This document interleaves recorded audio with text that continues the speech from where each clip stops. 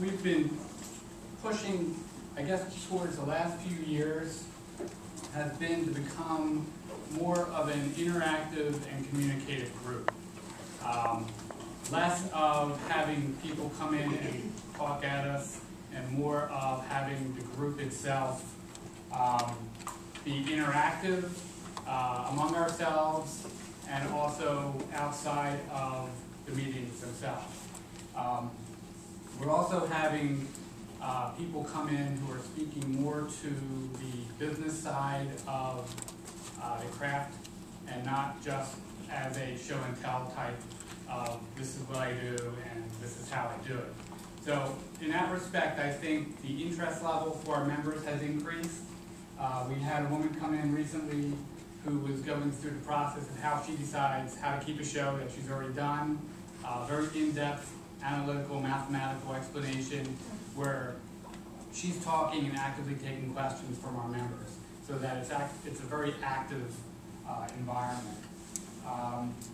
We went from having everyone facing towards the front at our officers to creating a more circular environment where everyone can see each other, speak to each other, and not just through our officers. Okay, as you can see, in this case, the level of mathematical analysis that's going on here is pretty intense.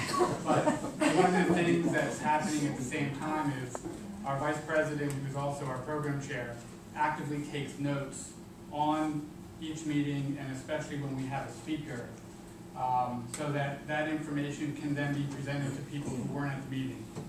The socializing that takes place after any particular talk includes both interaction around food, but also we're having our members bring in work that they're actively creating so that we have a constant visual interaction as well.